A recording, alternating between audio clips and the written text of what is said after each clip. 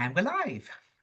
Welcome back, everybody, to our special 5-day live workshop. Free yourself from survival mode in 5 days.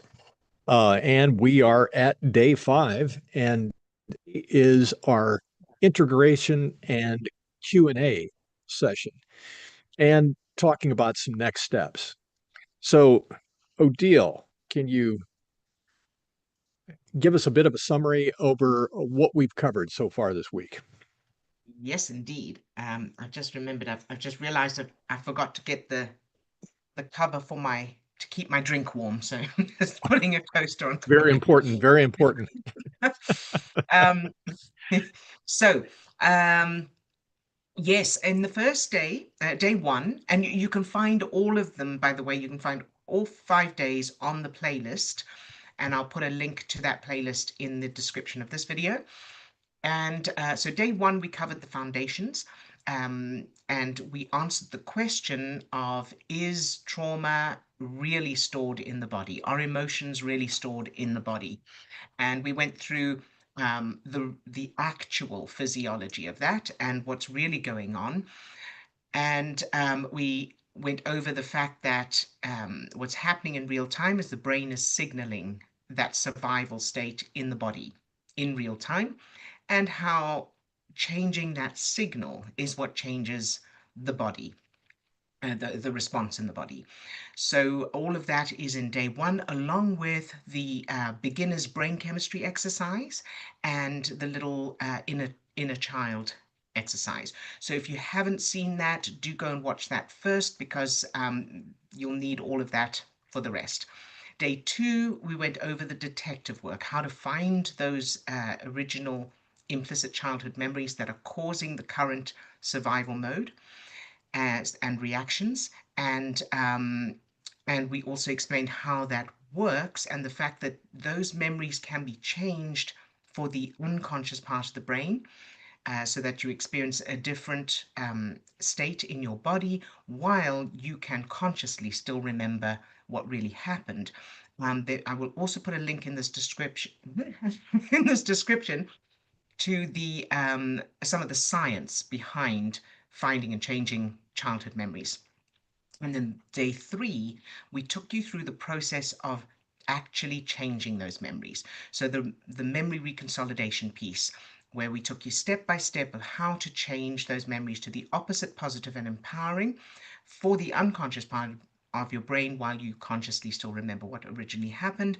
And then day four, yesterday, we took you through how to change specifically a trauma memory. So a memory where the negative emotions are a 6 out of 10 or higher.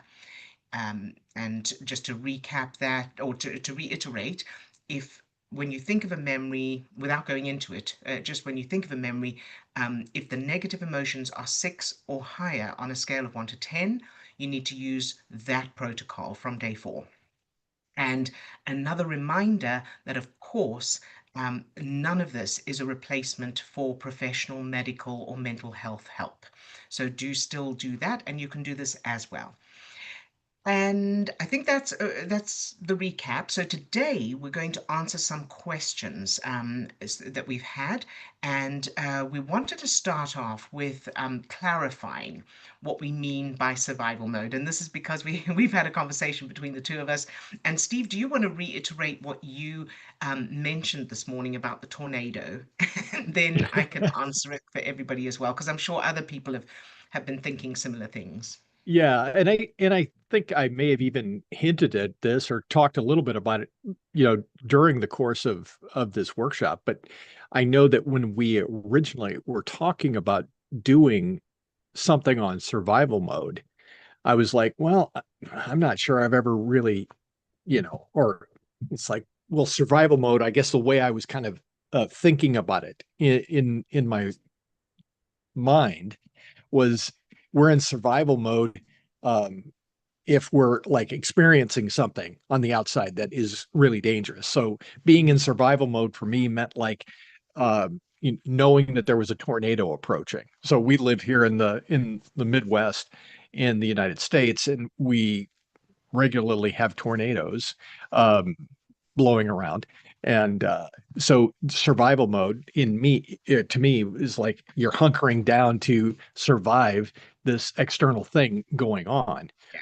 And I don't think that I initially made that connection to recognizing that I probably have spent a lot of my life in survival mode. It's Without the just tornadoes. without the Hmm. tornado, you know, Yeah. so living that day-to-day stress state, uh, Hmm. anxiety, being triggered by things, all of that, and recognizing that I was kind of living in that uh, perpetual survival mode. Perpetual, exactly. Perpetual survival mode is a really good way of describing it. And yes, so just to sort of reiterate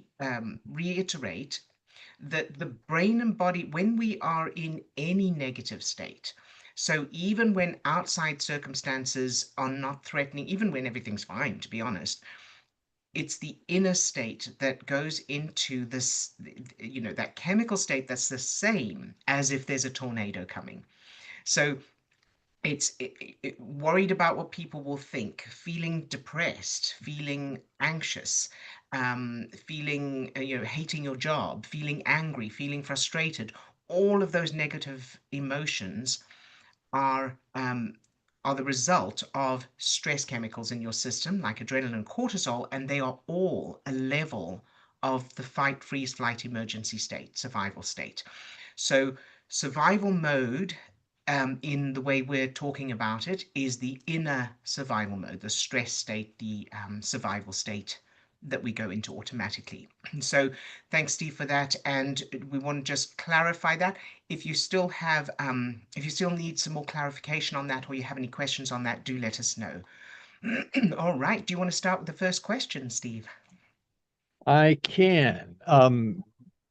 Second there. Okay. Yes. Actually, a couple of questions here from one of the folks on the channel here, Oh, yes. Tamne. Tanmay, yes. Um, the question is, will the anxiety never come again if the required memory is reconsolidated?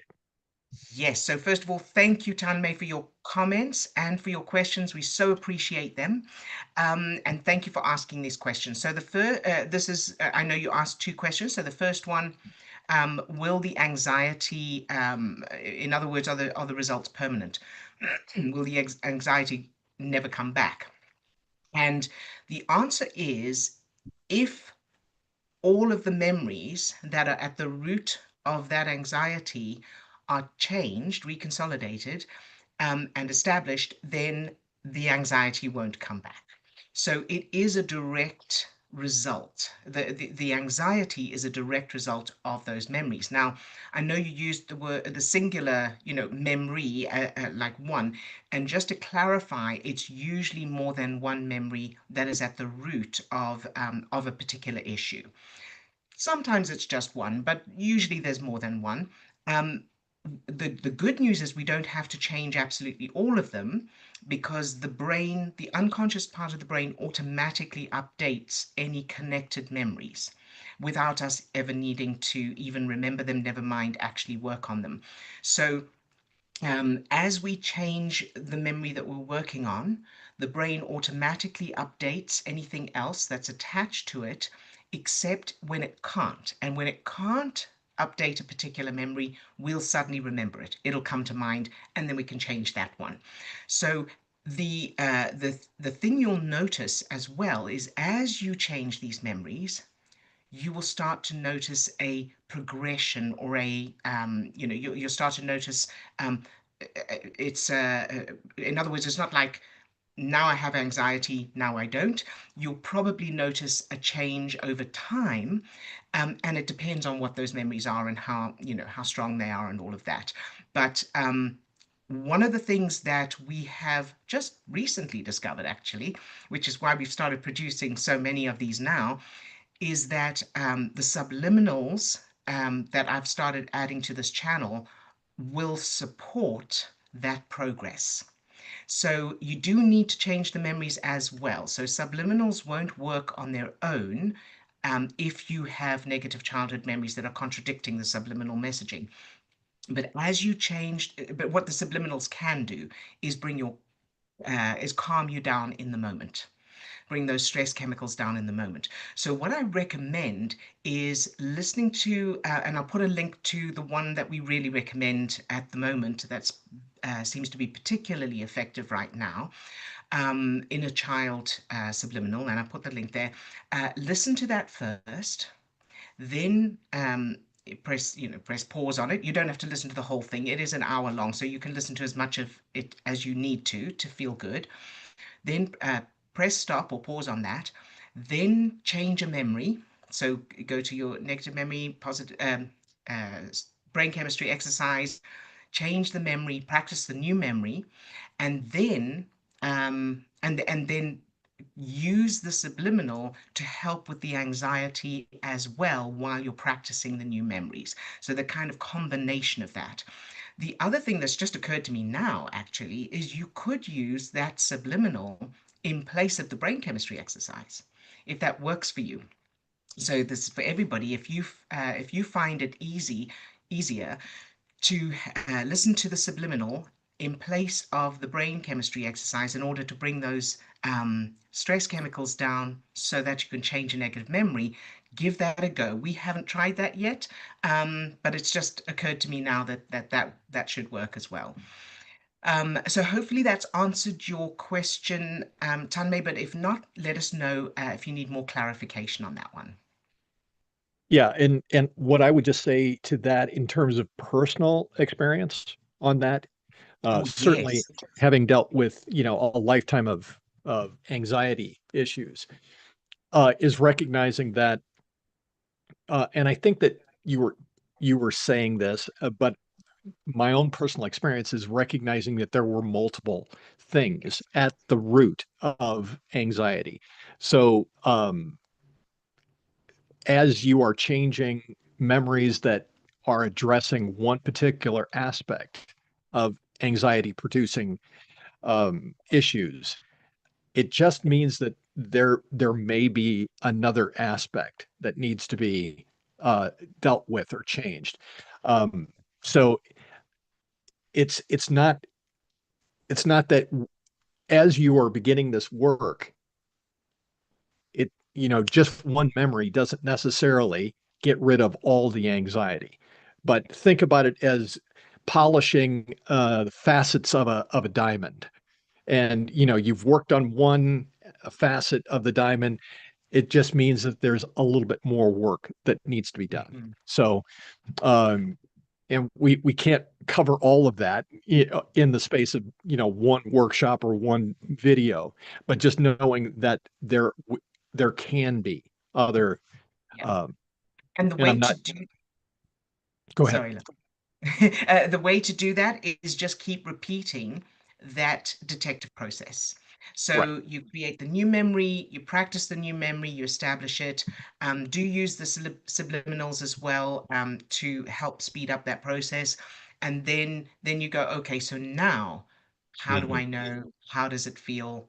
Where in my childhood? And keep doing that, and you'll start to notice a change. I also wanted to mention that, of course, Steve had extreme anxiety. So Mm. Tan may not know this because he's only just found our channel. So just to let you know, Steve, when Steve and I first met, every single morning Steve was waking up with paralyzing anxiety, and we changed the memories, and he doesn't wake up that way anymore. So just that there's there's hope. I wanted to Yeah, just give yeah, that encouragement. absolutely. All right. So the Um, next question. yeah, and the next question is, should I visualize in first person, the new Oh, memory, yes. or third person? So thank you, Tanmay, for this question as well. And the short answer is always visualize the new memories in first person. In other words, looking through the eyes of yourself, of the little yourself as a child. And I'll give a little bit of reasoning behind this. Um, when we are looking first person, the chemical state is higher. So we're producing more of those chemicals. So and that goes for good and positive and negative. So when we are addressing negative memories, when you think of a negative memory, that's where you want to go third person. So, especially if you're finding the negative emotions are very high, pull back and look third person because that'll help to lower the stress chemicals. When we're doing the practicing the positive memories, the new memories and creating them, we want to look first person to amp up the feel good chemicals. So that's the sort of explanation behind it. So negative memories, third person, positive new memories, first person. So again, I hope that answers the question, but let us know if you need more on that. Next Great. one, Steve.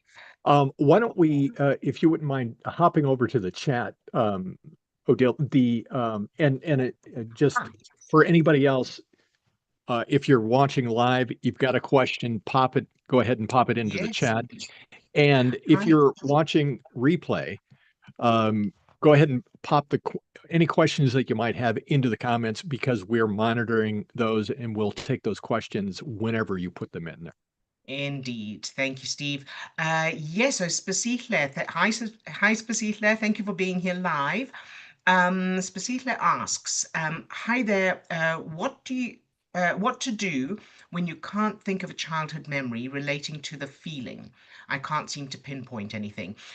Great question. Thank you, Spasihle. So, the first thing is when you can't identify when anything that makes sense, the quickest, most effective way of doing this is to go, okay, so when I think of this issue or the feeling I have now, what is the first thing that pops into my mind from childhood, even if there's no feeling attached to it, and even if it doesn't make any sense?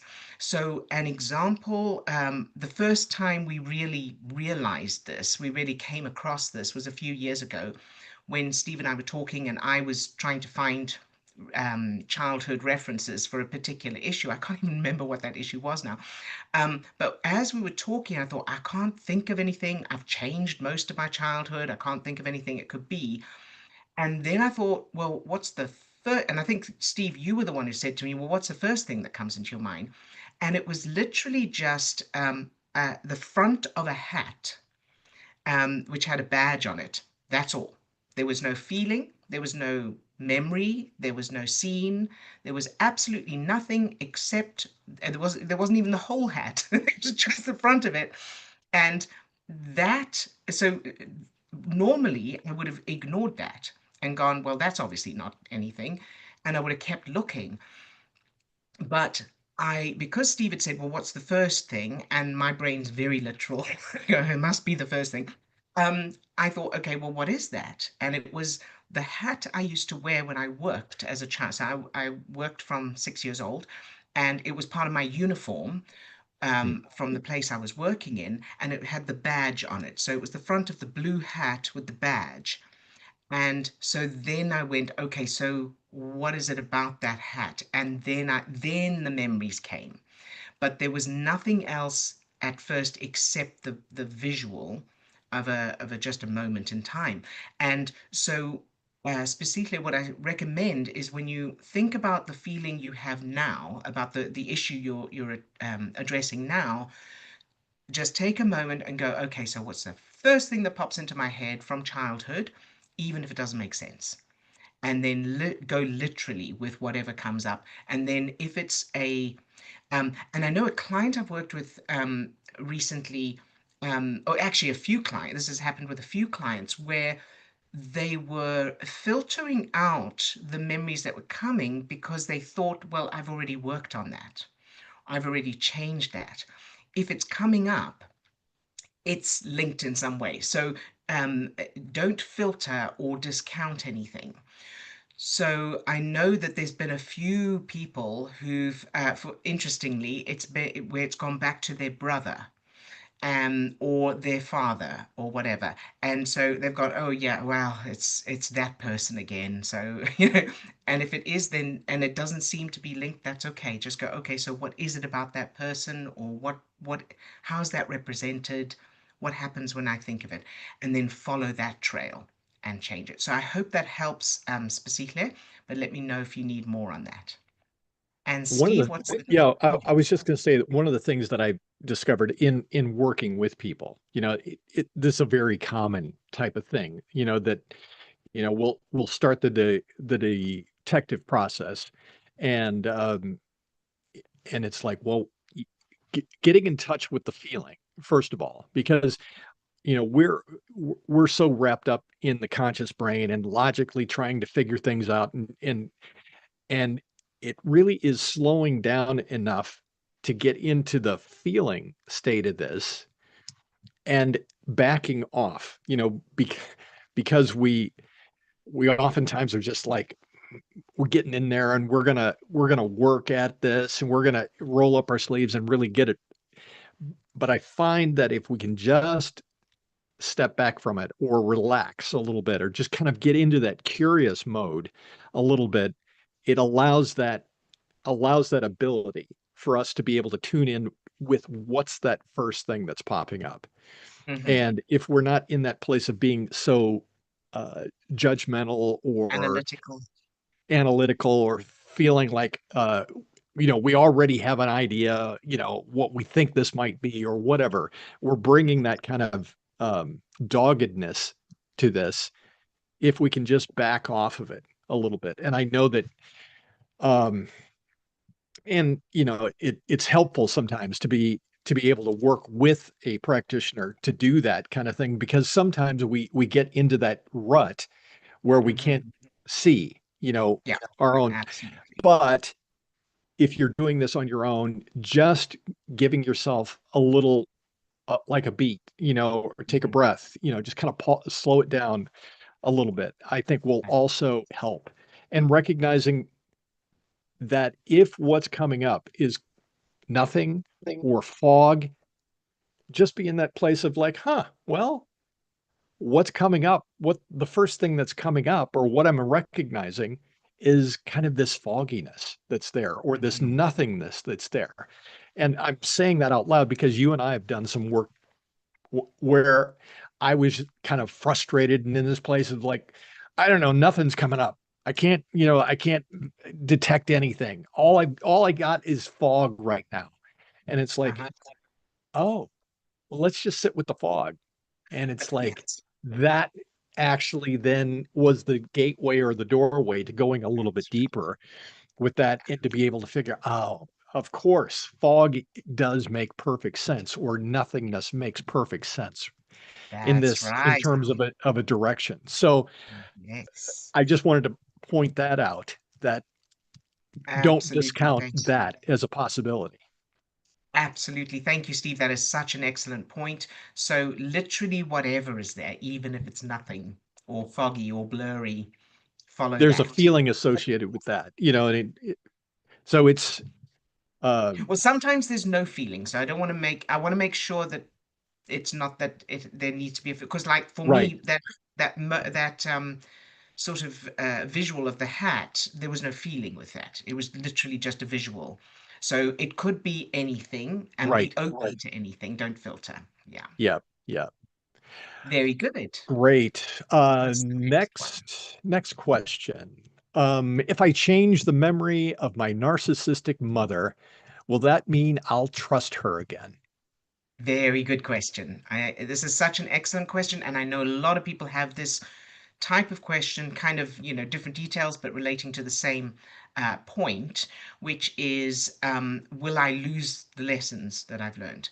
So, because this is not brainwashing or gaslighting yourself or anything like that, and you will still consciously remember everything, you're only changing it for the unconscious part of your brain, you will still be able to use your common sense, and you will still have the knowledge, the experience, the skills, and everything you learned as a result of those memories without needing to keep the memories consciously, unconsciously.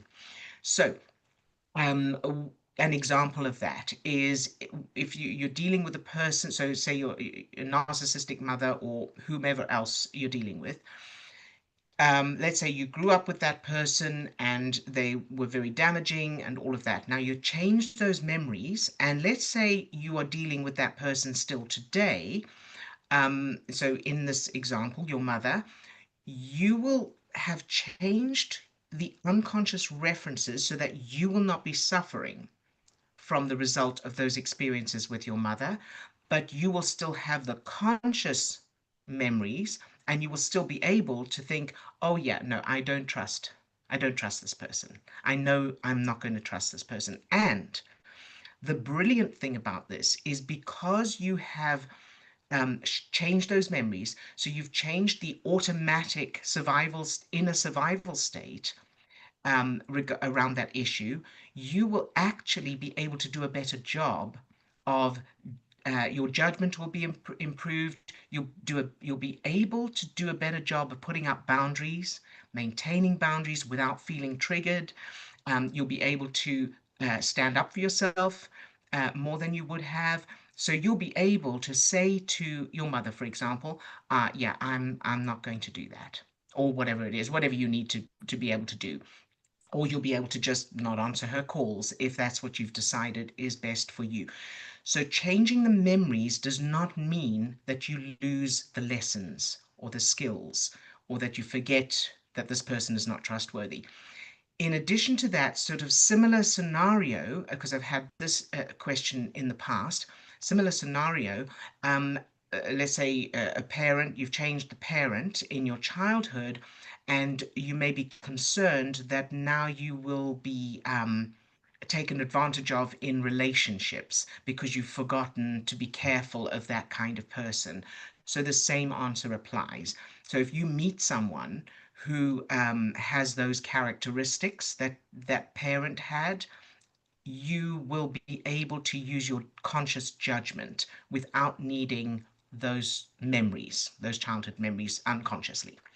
So I hope that answers that question. But of course, as always, let us know if you need more clarification on that or you have any other questions on that topic. Yeah, and just to highlight that, from personal experience, um, Hmm. I had a work relationship with a incredibly toxic boss and somebody, who would fit on some sort of a scale of narcissism, psychopathy, whatever. Um, and that was a really, really debilitating time for me. And it was, yeah, I had to do a lot of work in terms of changing the memories of that particular time.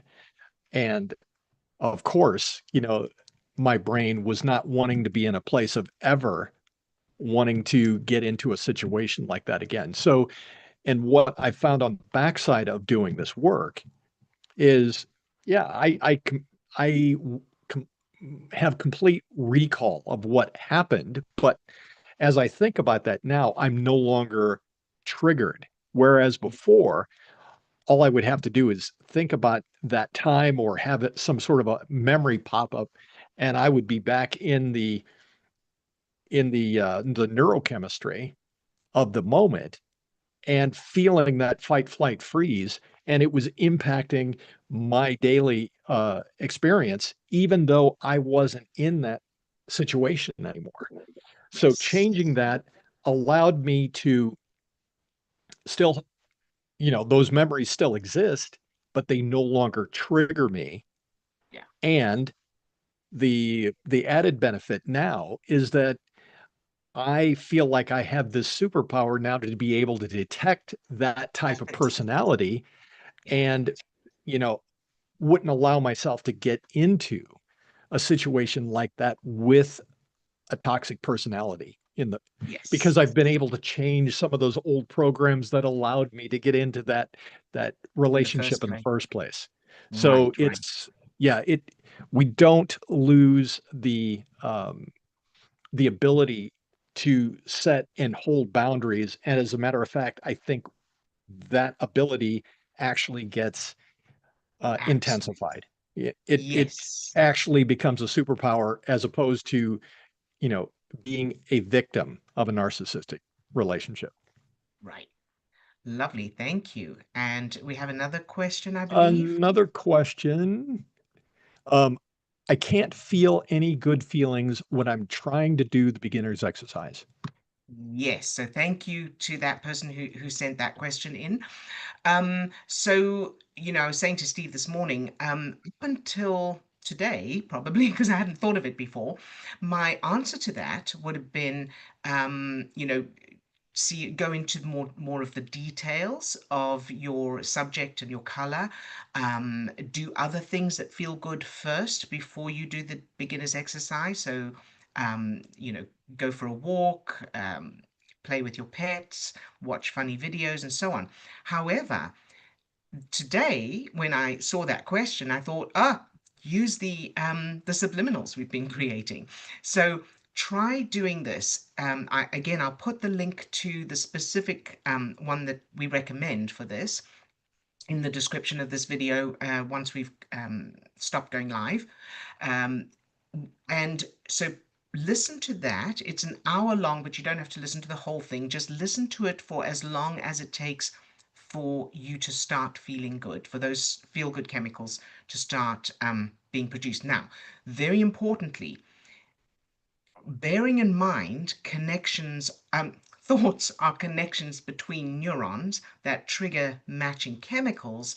While you are listening to something like that, to that subliminal or other music, or you're doing anything else to change your chemical state, be sure that you are not thinking of the things that bother you, because then you're still putting the stress chemicals into your system. So, Mm. and don't stress about that. So you may find your mind keeps wandering to those things, and that's okay. As you notice it, go, oh yeah, and bring your focus back to the thing that feels good. So if you're using that subliminal, see if you can either watch the actual video. So there's like kaleidoscopes and see and that kind of thing. So you can watch those visuals to help you focus, or play a game, play what you call it, like Candy Crush or something like that, something that doesn't take a lot of mental power, while you or watch, cute videos of animals or something like that while you are listening to that subliminal. Once you feel okay, so now I can feel good feelings a bit more, then you can either press stop on the video and do the brain chemistry exercise separately, or you could do the brain chemistry exercise while you are listening to the subliminal. So do it at the same time. So hopefully that's helpful. Hopefully you've got enough kind of range of things that you can do there. But let us know if you need more. Anything else, Steve? Oh, another Oh, chat. hmm. Specihle says, I've been listening to the subliminals every night. Oh, good. And I have been sleeping like a baby. Yay. In the past, I would toss and turn. It really quietens a busy mind as well. Thank you for those. Oh, Specihle, that is so lovely to hear. You're very, very welcome. I'm so glad that's helping. And thank you so much for letting us know. It's wonderful to hear that kind of feedback, because then we'll keep creating more of them. So yay, I'm so glad. Thank you for sharing that. All right. Any other questions, Steve? I don't think we've No, um I don't think so. Just yeah, I was checking the chat. If there's anybody on right now that has a question, uh pop that in. If not, um leave your yeah, questions in the comments. I guess the only thing that I would just on the backside of what we're talking about, the subliminals, that Mm-hmm. they are wonderful for helping to regulate that your nervous system. They're wonderful in terms of being that support in the work that we're doing. It's just not a replacement for Right. actually doing the work to find what those original childhood references are To find and change those and memories. change But those. what Yeah, they can do is establish the absolutely. changes. Is Yeah, really establish the changes and help make those connections, those neural connections, stronger over time, that you have created from the new memories. Didi Whoopi, absolutely. hello. She says, just thought if there were subliminals without background music or noise, just to sleep. Yes, I can do that. Absolutely. Mm, I mm. will do some with, I was wondering about that actually, if I should do some with literally no sound, no background sound at all. So I will create some of those. That's a great And idea. Yeah. Tilly Whoopi, also to let you know, I've done two Italian ones. I left you a comment with the links to those. You got Um, another, yeah, there's another one there. hi there.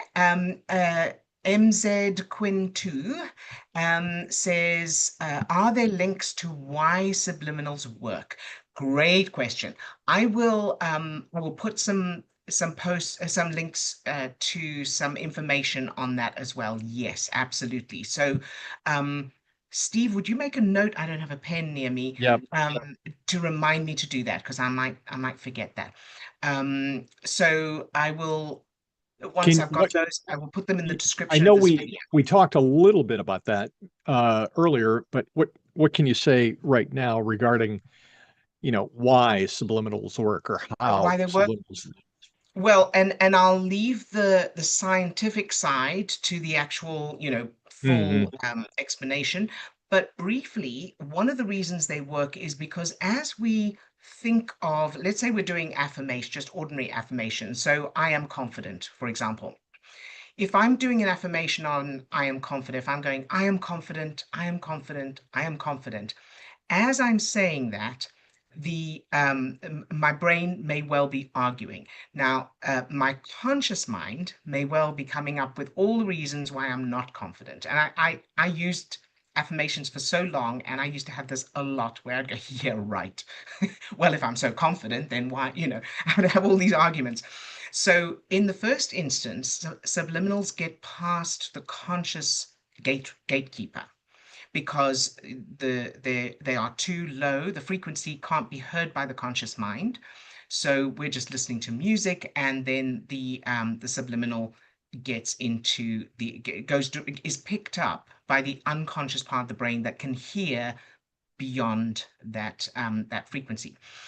That's one piece. The second piece is repetition.